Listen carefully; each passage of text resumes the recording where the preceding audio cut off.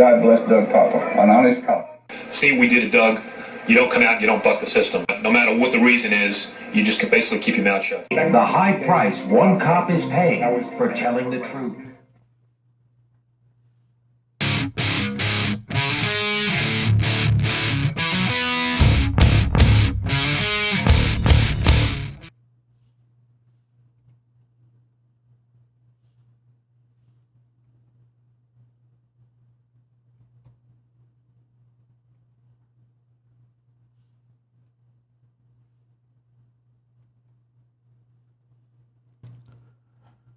From Las Vegas, Nevada, this is the Doug Poppa podcast for Sunday, November 10th, 2024.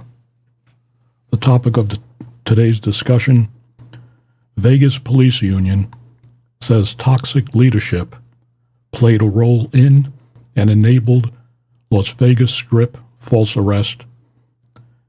And then slash asking the question, grand jury, perjury? And we'll get into that shortly. Some updates since I did my last podcast. I'm not going to rehash everything that's going on with now retired Sergeant Sean Lucero or LVMPD Sergeant Kevin Manin. You can go back and look in the description section, and I'll give you all the links to the podcast episodes relating to that. Remember, I broke the story on Manin back in May, and I broke the information on Lucero also. And another case that's got now some media attention, and I broke that 2 years ago, was the Paula Prado Zuniga case, 74-year-old woman who was stabbed about 69 times, as Las Vegas Metro police officers were told to stand down and not go in to save her life by the sergeant. And now that's got some attention. I broke that 2 years ago. Okay, let's get to some updates here today. On Sean Lucero case, remember the now retired sergeant who put in his retirement while he was on suspension for criminal investigation. He ended up being charged with felony theft and oppression under the color of office, and he was stealing money while he was working as a sergeant in the vice section when they were doing massage parlor operations. On 11/6/2024, Sean Lucero pleaded guilty on a guilty plea agreement of attempted felony theft and oppression under the color of office. And his sentencing hearing is scheduled for February 6th of 2025, the next year.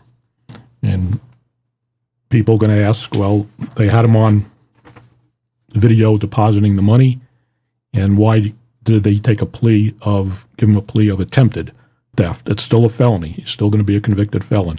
And the reason for that is the sentencing requirements under the Nevada revised statutes, I am told.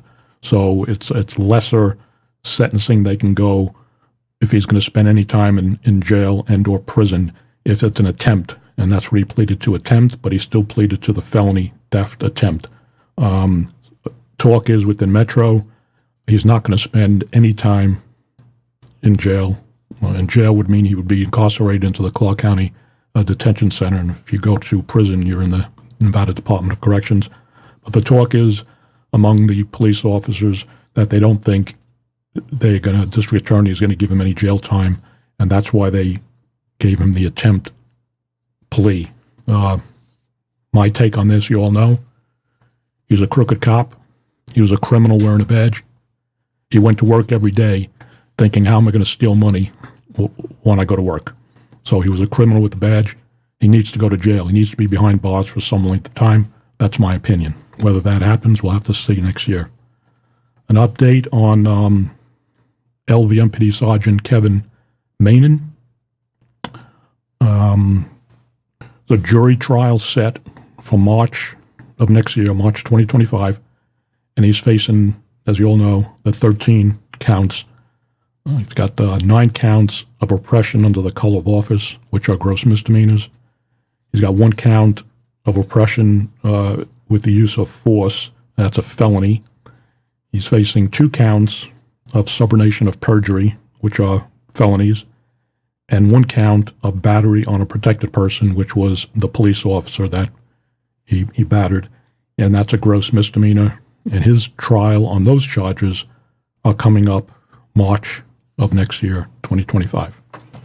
And some of you don't know, if you don't follow me on Twitter, since the last podcast I did, you may not know that Kevin Meenan, I'm pronouncing it Meenan, that's the way it's pronounced. I've been saying meaning on the other podcast, so it's Meenan. He was also charged with, in a separate case, 2 counts of possession of child pornography. And he was indicted on those charges. I think there was originally 2. I think there may be 2 more, but I'll update you that later. But the initial arraignment for Meenan on those charges is November 20th of 2024, this year. That's in about 2 weeks.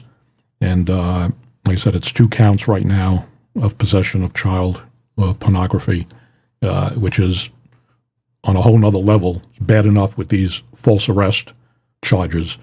Remember, everybody's innocent until proven guilty, but overwhelming evidence on those false arrests. We got video, we got statements from police officers, and text messages, and now we got the possession of child pornography, and I'll get more to this in a second. Disgusting. Got no use for people getting involved with child pornography, molesting kids. I got no use for you, okay? And that's what I'll say over there. Okay. Got a lot of stuff here, so I want to make sure I get it all out. Okay, I want to get this up on the screen here.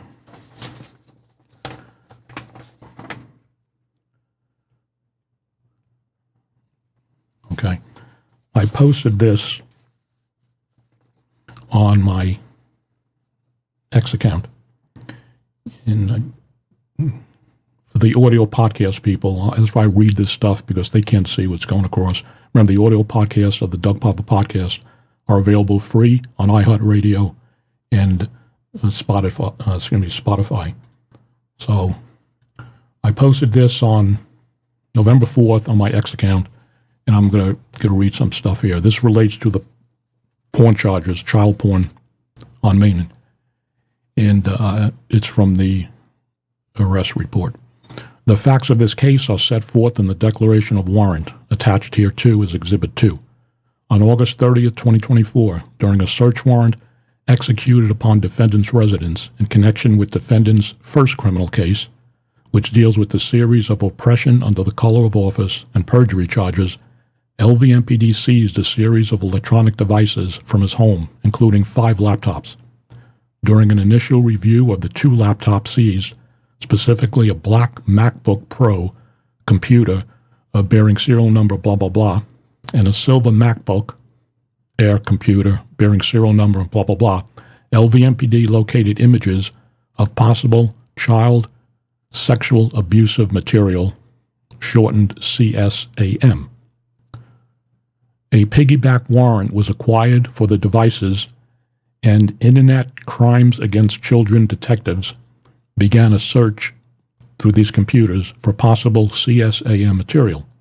A preliminary review of both devices by ICAC detectives, again that's Internet Crimes Against Children detectives, have at this stage uncovered a variety of child pornographic images from the computers. On the Black MacBook Pro, the following images were found: 18 child sexual abuse material CSAM images, 20 age difficult images, and 24 child erotica images.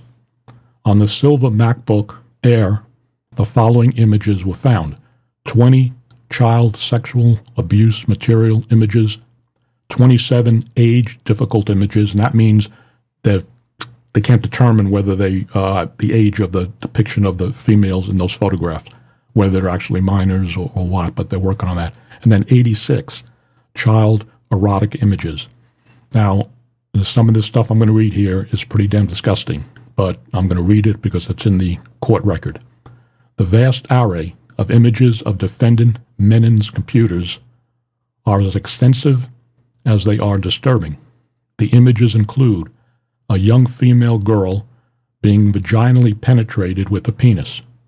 There are images of young girls performing fellatio. There are images of naked girls under the age of 16 spreading their legs as well as spreading their labia open for the camera. There is even a zoomed-in image of a toddler pulling down her pants in order to take a close-up photograph of her vagina. There are extensive photographs of children posed in sexually provocative positions in various states of undress. The searching of the black MacBook Pro, which contained over 500,000 images, and the silver MacBook Air, which contained over 350,000 images, is still ongoing. The evidence recovered thus far shows that defendant was collecting child pornography on the MacBook Air from a Russian website known by ICAC detectives to traffic in CSAM material as recent as February of 2024. Additionally, a detective discovered that defendant had attempted but failed to delete from the MacBook Air approximately 90 images of CSAM material obtained from the aforementioned Russian website after defendant was relieved of duty from Metro in May 2024, but prior to his arrest on his first case. Notably, evidence regarding defendant's possessory interest in these computers, as well as other images found on his computers, is contained in the declaration of warrant, which is attached hereto as Exhibit 1. Okay, pretty disgusting.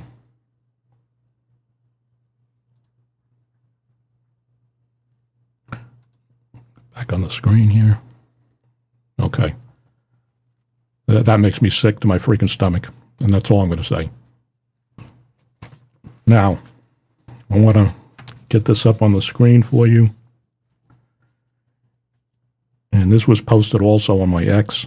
But a lot of people don't follow me on X. They follow me on the YouTube when I publish these episodes.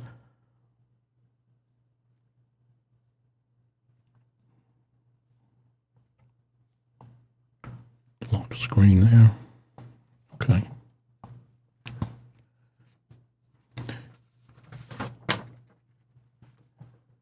And I published this on November 4th on my X. And as you see, it's the highlighted section comes from one of the motions was filed in the court. And then I gave my commentary on Twitter, which I'll read now. I said, breaking news, catastrophic failure. How the hell did this happen?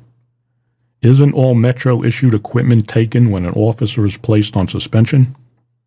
Kevin Menin was placed on modified duty pending an investigation on May 15th. On May 16th, Menin was suspended of police powers. An Internal Affairs Bureau investigation was initiated that determined the allegations were of a criminal nature. Between May 16th and July 27th, interviews were conducted with police officers assigned to Menin's Flex Squad. On July 27th, LVMPD Criminal Intelligence Section Detective Matthew Pluck, P-L-U-C-K, was temporarily reassigned to Internal Affairs and brought into the case. On August 30th, after authoring the declaration of warrant/summons, where Pluck specifically mentions text messages, Detective Pluck arrests Menin. At no time, while Menin was on suspension, and even after his arrest, was his Metro cell phone seized, and on September 24th, according to Metro, Menin wiped the memory off his work phone. And I go on to say, an important piece of evidence during the criminal investigation of Menin, his work phone, was never seized. And then I say, why? Somebody royally screwed up. Okay. You're doing a criminal investigation. You know in that criminal investigation, text messages, the Signal app, came out in testimony from the police officers, and nobody said, well, where the hell is this guy's phone? Because we need to get that. It's a important piece of evidence in a case like this. And they didn't do it when they suspended him. They didn't do it while he was on suspension, while they were doing the criminal investigation. They didn't do it when Pluck came from criminal intelligence and took over the case on July 27th. And they still didn't take it when he was arrested on August 30th. And then in September, like I just read, he wiped out the memory. The total fuck up there, ladies and gentlemen. Okay. Now, I want to get this up on the screen because I mentioned this. If you remember, in I think the last two podcasts, I mentioned that one of the police officers sent me an email claiming that Manin was a Harvard graduate or attended Harvard. So I posted this on X also. I'll get that up on the screen for you here. Okay. And let me read this here. This was from the court record. I posted this on November 5th on X, but the motion was from November 4th, and it was a motion to increase his bail.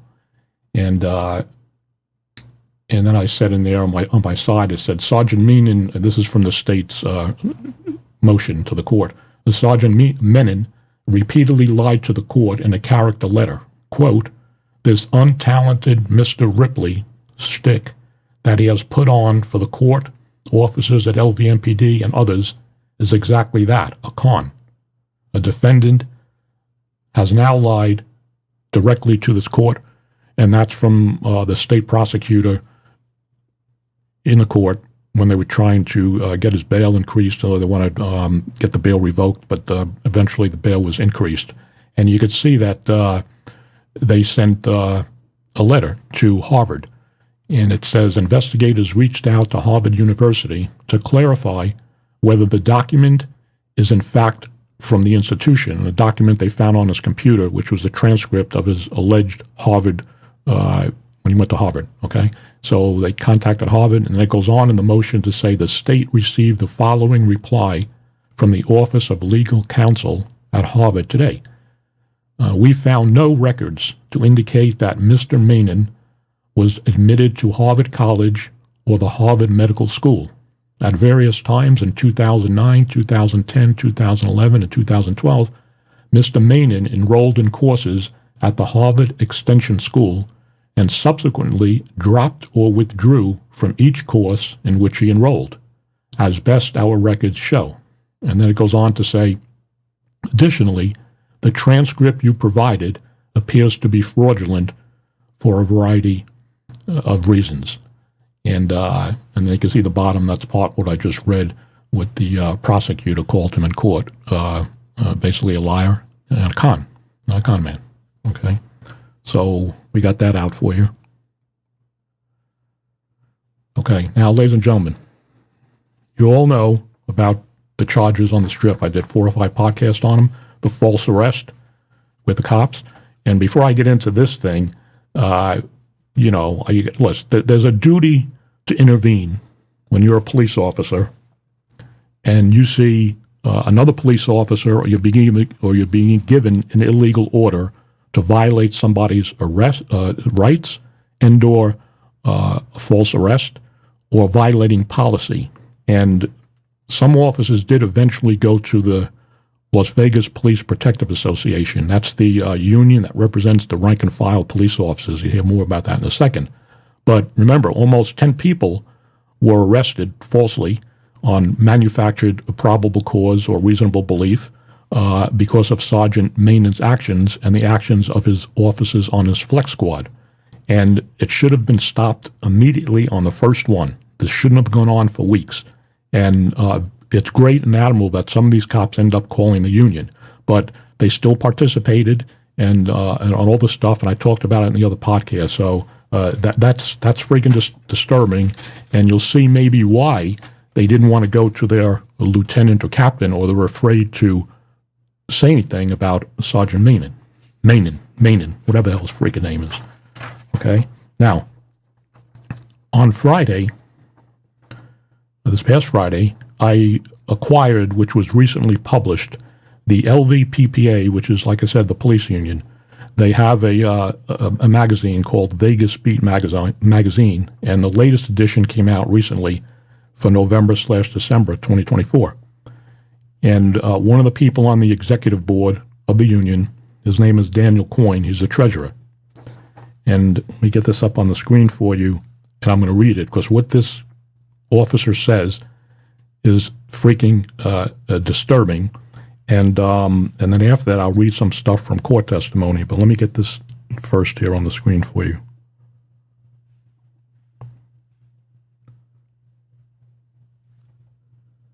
Okay. Now I'm going to read it.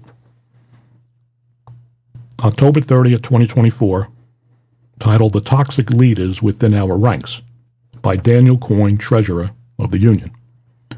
I believe that the vast majority of our leadership on this department is doing a great job, and that we truly have good bosses. However, there are toxic leaders within our ranks who are allowed to openly, quote, poison the well because they are, quote, brass. We all know these bosses are not held to the same standards as our rank and file. In recent years, the issue of toxic leadership within police departments has gained significant attention as incidents of misconduct and community distrust continue to surface. Toxic leadership, characterized by abusive supervision, unethical behavior, and a disregard for the well-being of subordinates, can severely undermine the effectiveness and reputation of law enforcement agencies. Understanding and addressing toxic leadership is crucial for fostering a healthier working environment for officers and rebuilding trust within the communities they serve. Now, ladies and gentlemen, he goes on to say this. Listen to this. Does this ring true to the present events that our department is currently dealing with? I believe the two sergeants who have recently made headlines in the news, Manin and Lucero, fit perfectly into the category of toxic leadership. I also believe the rest of their chain of command in those instances are toxic leaders as well. There were plenty of signs and complaints about their toxic leadership that the department either ignored or looked the other way on until it became impossible for them to sweep the issue under the rug. Both of these sergeants were accused of workplace violence by their subordinates, and their toxic chain, including both of their captains, backed Manin and Lucero over our victim officers. In both incidents, the whistleblowers were not met with the sincerity or the department's I care values. Instead, these officers were targeted by their toxic chain, retaliated against, labeled as bad or lazy officers, and even were threatened with transfers to less desirable positions. Now, there's more to this, but I'm just going to read this last paragraph, and I'll have to link to this story so you can read the whole thing where he comes up with the character traits of toxic leadership, which was not pertinent to why I'm reading this, but this is important here. Yes, Menin and Lucero are finally being held accountable for what they did. But what about their lieutenants and captains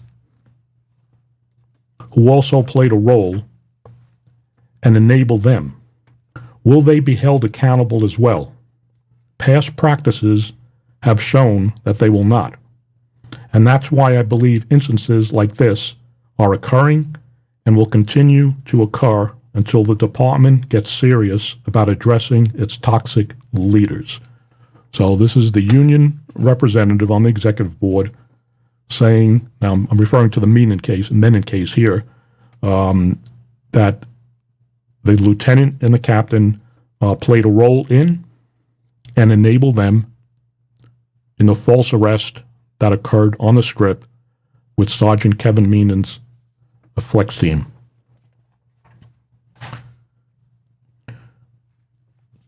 Powerful, ladies and gentlemen, powerful. And you got to remember, both Captain Stephen Connell, who was in charge of the Convention Center Area Command that covers the Strip, and I covered this in previous podcasts, was the bureau commander of the Convention Center Area Command when Sergeant Meenan was conducting these illegal arrests with his flex team on the squad. And like I said in Twitter I think it was like a month or two ago, I said he was eventually transferred I think it was around September or something to homicide, where he's in charge of homicide sex crimes bureau, but he was in charge of the Convention Center Area Command while this was going on. I'm going to put something on the screen here because I got to go get some records that I don't have on the desk here. So hang on for 2 seconds.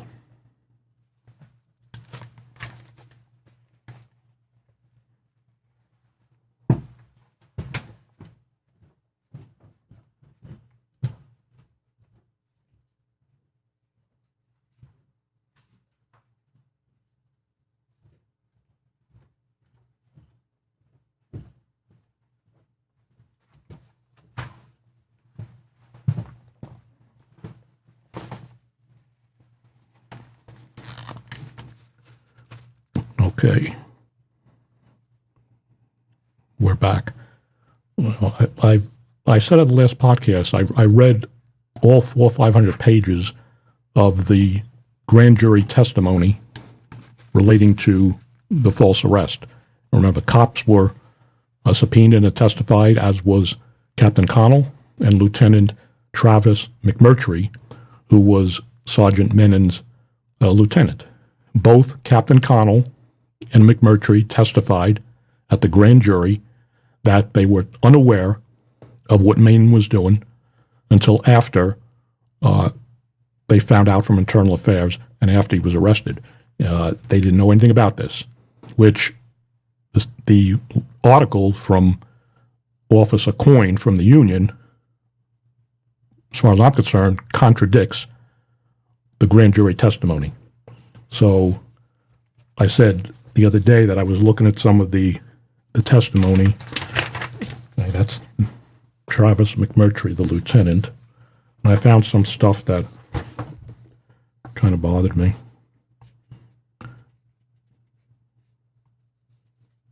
This is, okay,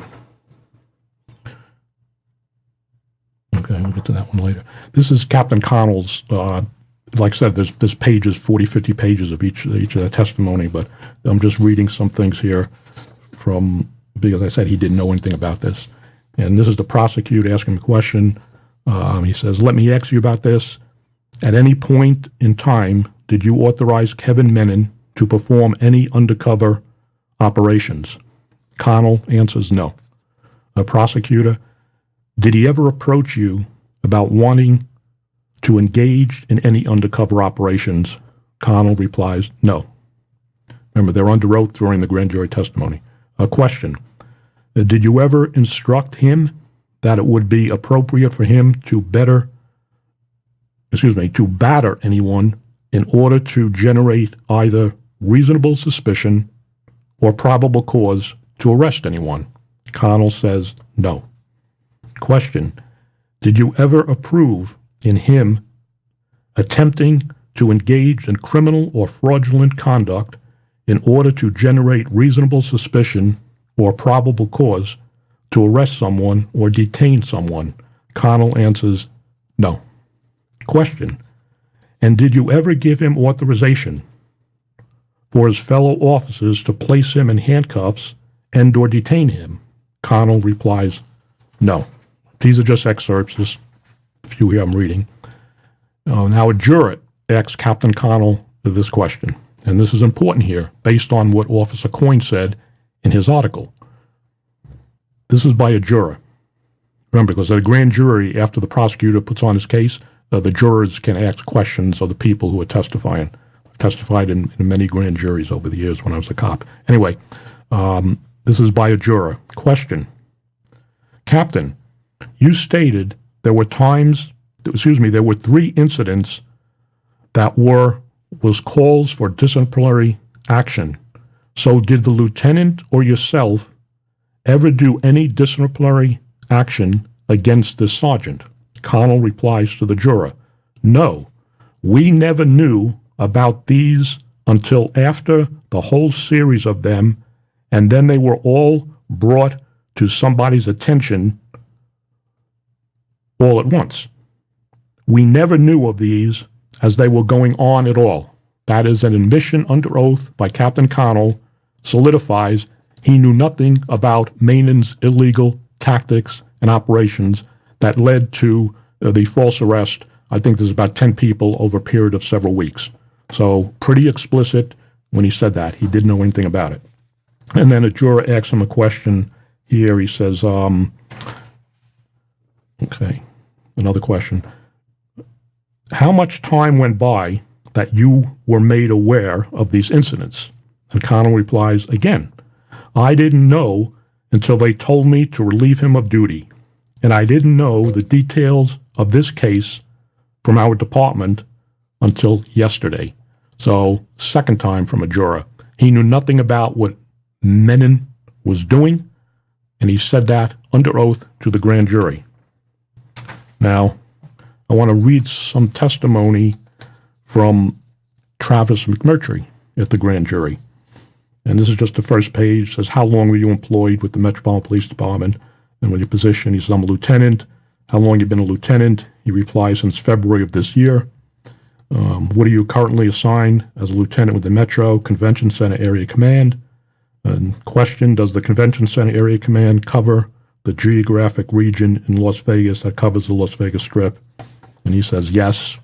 These are just excerpts from different pages that I pulled out. Question, how long have you been a lieutenant in the Convention Center Area Command? He says, since March 23rd, 2024. Question, so I want to direct your attention to a time frame of early April through mid-May of 2024. Did you supervise a sergeant by the name of Kevin Mainon? Yes, I did. And then I'm going down the bottom, and the question is, and who was the captain at that time? Stephen Connell.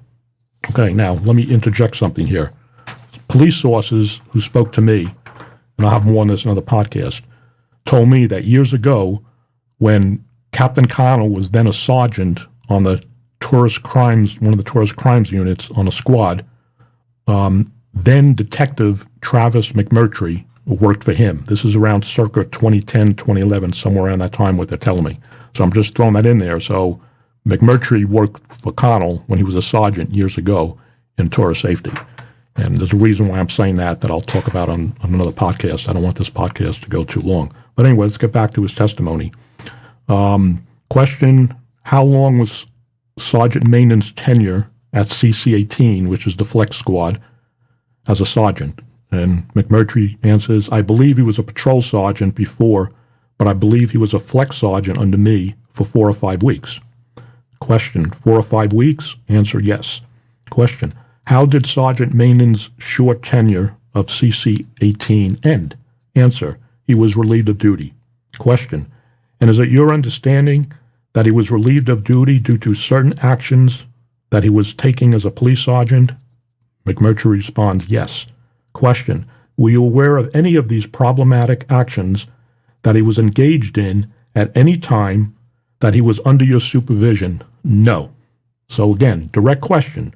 Were you aware of any of these problematic actions that he was engaged in at any time he was under your supervision? And Lieutenant Travis McMurtry answers to the prosecutor at the grand jury, no.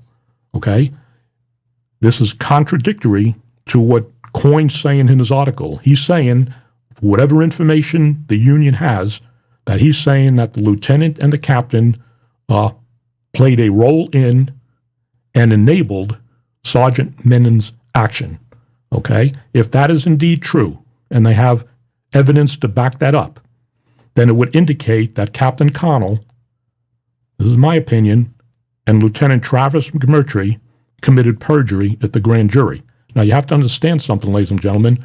When people are brought in, not all these cops were brought in, some of them eventually went to the union and complained about Menon, but not like when the thing was actually going on. But they did admirable. They went to the union. When they were brought into internal affairs, the way it works is when you go into Internal Affairs Bureau interview, you take your union rep with you. So these cops had union representation with them when they were being interviewed by the Internal Affairs Bureau in relation to all this illegal stuff that was going on.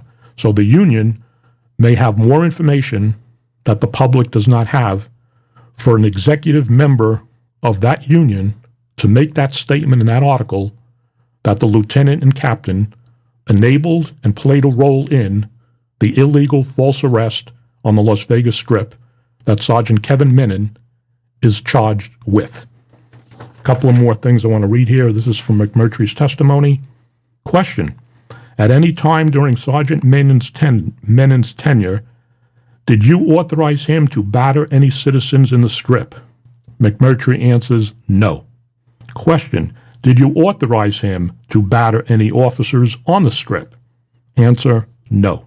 Question: did you authorize him to batter a citizen on the Strip for purpose of generating or manufacturing a reasonable suspicion to stop the person? No. Question: at any time did you authorize Sergeant Menon to engage in fraudulent or suspicious activity around citizens on the Strip to create reasons to stop or detain them? McMurtry says no. Question: okay, at any time did you ever authorize or direct Sergeant Menon to have his officers put him in handcuffs while he was on duty? Answer: no. Question: were you ever aware he was doing any of these things? Answer: no. He's testifying to the grand jury that he knew absolutely nothing about what Menon was doing until after Menon was relieved of duty. Okay, then I want to go down over here. Question: did you come to learn about the incident since Sergeant Menon was relieved of duty? Yes. Again, did you ever authorize Sergeant Menon to have an officer handcuff him? No. Is that some sort of approved tactic that in any way, is that a tactic that in any way is approved by anyone that you're aware of? McMurtry says no.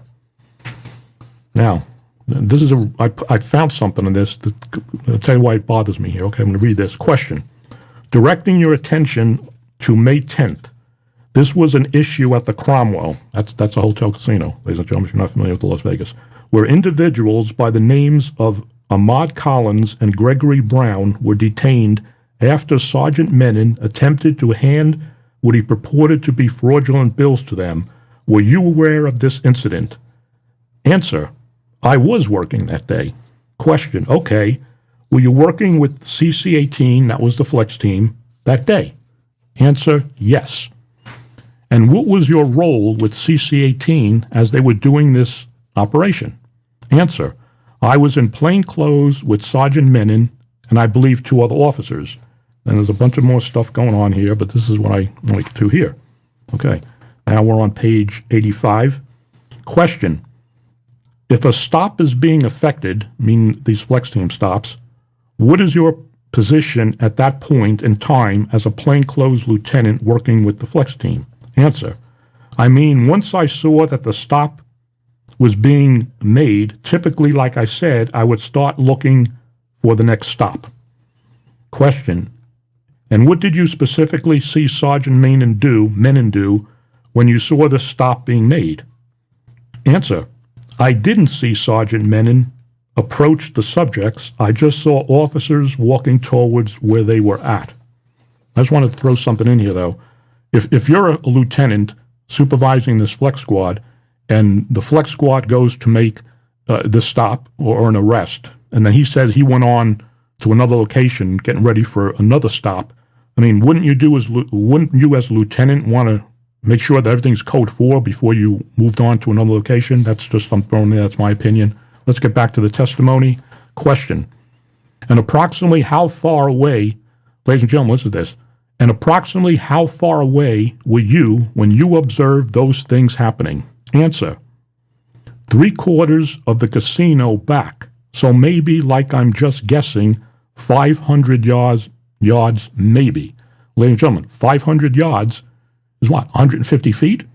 Okay, that's where he says when all this was going on, 150 feet. Question, could you see from your vantage point that the interaction was between Sergeant Menon and these individuals? He answers no. Question, what was your perspective of what was going on? Answer, I saw uniforms walking that way to make a stop, and I walked out of the casino. So he didn't even wait around to see what was going on. He's saying he just walked out. But he's saying he was 150 feet away, three-quarters of the casino back. Casinos are a big floor area. He's saying 50 yards to 150 feet. Okay. Now, I'm on another page. I'm going to go back to that in a second here. Let me leave that over there. Okay, now, listen to this. Now they're talking about a signal text message. Question, turning your attention to Exhibit 19, you mentioned you were on the text thread that evening. Is that correct? Answer, yes. In other words, the text messages they were sending over their phones, that's how they were communicating with this Signal app. Okay. Question, okay. Showing you this text thread, have you seen this since Sergeant Menon was relieved of duty? He says, yes. He saw it since he was relieved of duty. Okay. And did you recall the full content of this full text thread as having observed it that night? Did you see this text thread when this one incident of the crime was occurring that night? And he says, no. The only one that I remember seeing was the 425 fraud activity, and I thought that this was reason for the stop. Okay? It's criminal investigator Doug Poppa. My flags are going up in my head. Okay. Question. Okay. So once you assumed that was the reason for the stop, you went on to your next potential pursuit of people on the strip. They're correct. Okay? And my thing is, like, you don't wait around to make sure everything's code 4. You just move on. I have problems with parts of this testimony, my opinion. Question. Okay.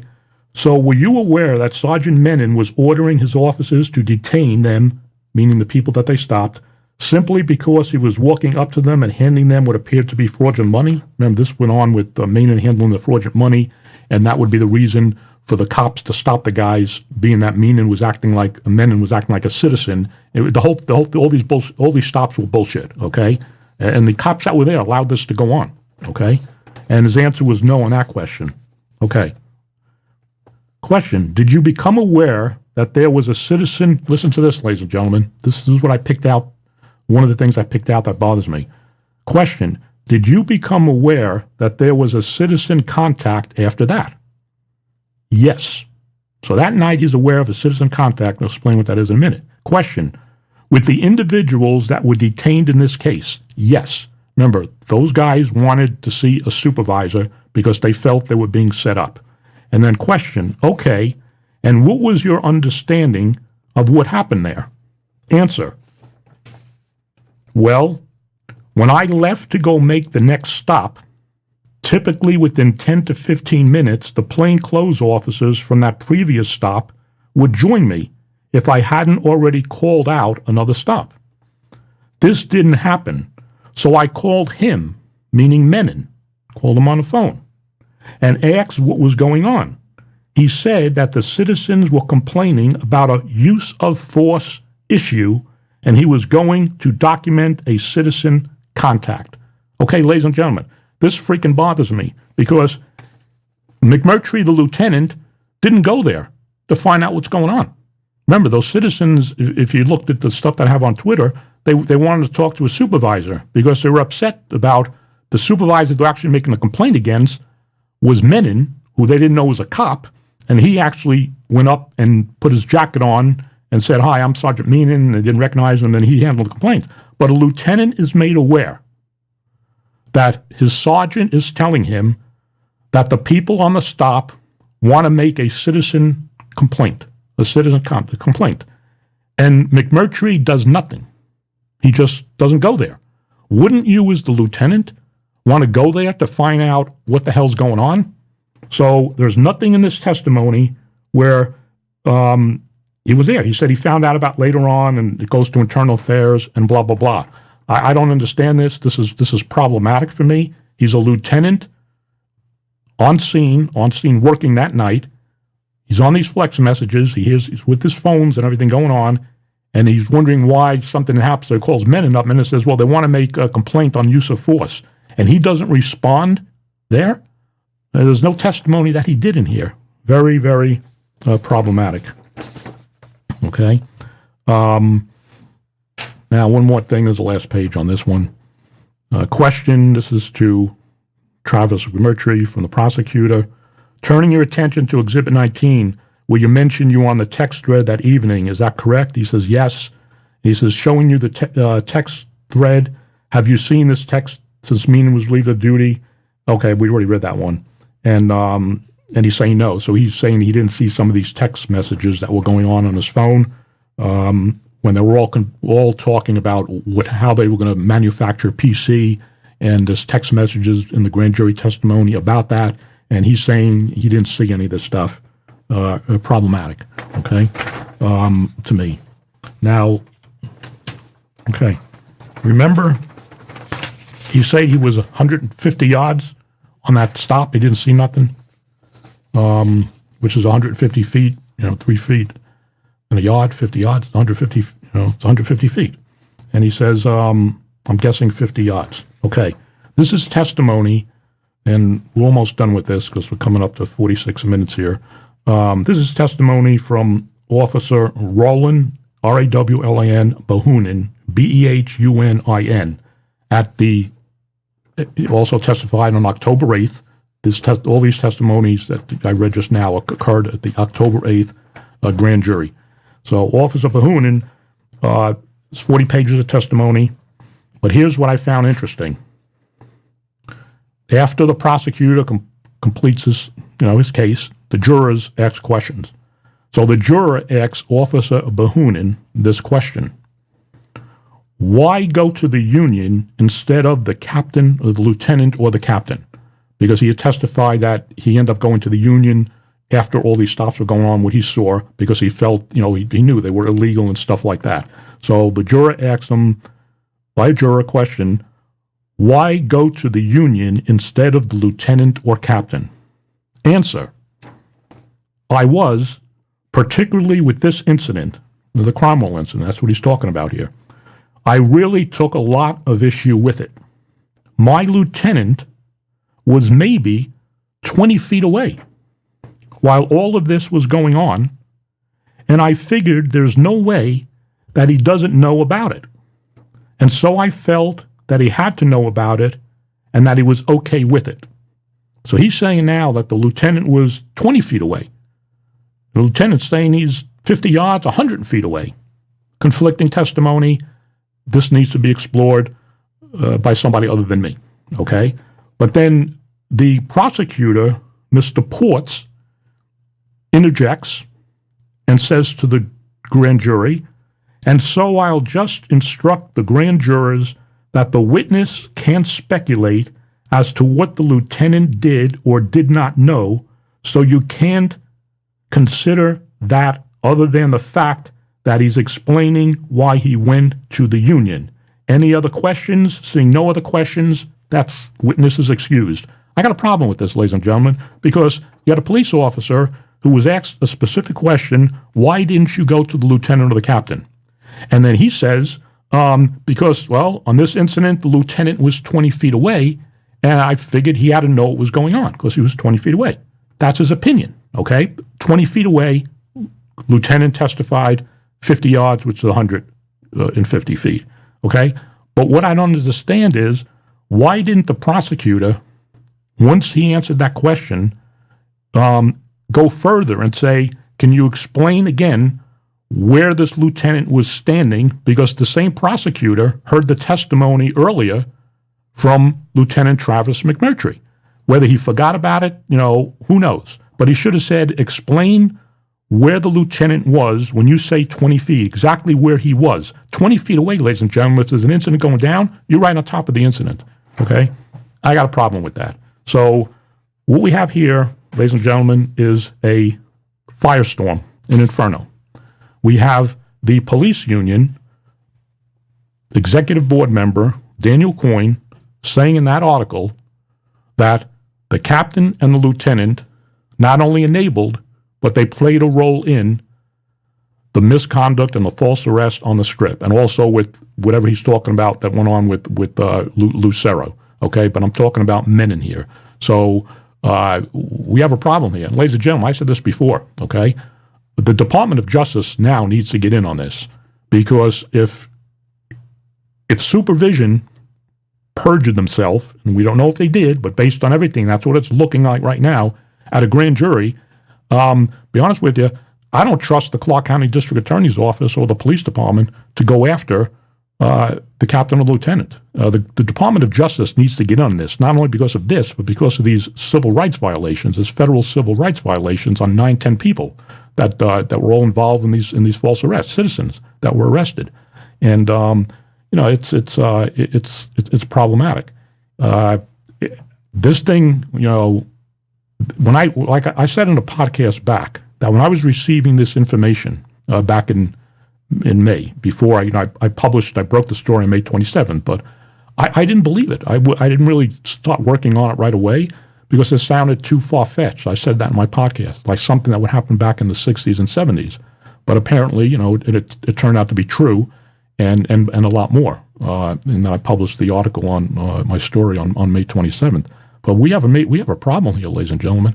It's that article from the union member. I mean, if they have information that shows that the captain and lieutenant lied at the grand jury, that were aware of this, he's saying they were aware, enabled, played a role in. This is a problem. This is a problem with me.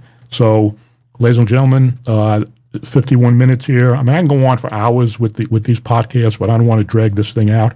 I have a lot more about text messages and other stuff relating to this case, like I said before, that I'll talk about on other podcasts. But right now, we have the union saying, the Las Vegas Police Protective Association union, that represents the rank and file, that the captain and the lieutenant basically were aware of what Menon and his squad were doing. And they testified at the grand jury, the Captain Connell and Travis McMurtry, they didn't know anything until after all this stuff happened, and they were apprised of it. So that's problematic. Anything else here? I probably forgot some stuff. I got everything out that I wanted to get out. Oh, I want to go back to Coyne's article for a second. He's talking that we have good leadership in the first part of it. But let me tell you something. He's talking about toxic leaders and captains and above who are toxic leaders. Well, you don't have good leadership at the top with Sheriff McMahill and his undersheriff, Andrew Walsh, if there are supervision leaders, lieutenants, captains, deputy chiefs, assistant sheriffs, whatever, who are toxic leaders, and they're still there. Like he says, nothing happens to them. So you can't say that the leadership of the LVMPD is great leadership, because if the great leadership, you would get rid of the people under you, the other leadership, the brass, like he says, who are toxic. But they don't do that. And I've talked about that on many podcasts, nepotism, cronyism with Metro, not only with McMahill as sheriff, it goes back decades, and I've reported that in different stories. Who's got stuff on everybody else, and, people move up the chain of command who shouldn't be in leadership positions. And then you also have the sheriff with his questionable background and his things that he's done as sheriff and before on the Las Vegas Metropolitan Police Department. So, ladies and gentlemen, remember, support me if you can at paypal.me/Doug Poppa. Contact dpoppa at proton.me, and we'll see you on the next episode. And this one here, with that statement from the article from the union, to me is just explosive, and we'll see you on the next episode. Thanks for listening. Thanks for watching. If I wouldn't do it all over again, I would take the badge and I would leave it on somebody's desk and get out of police work. One man who confronted truth and consequences.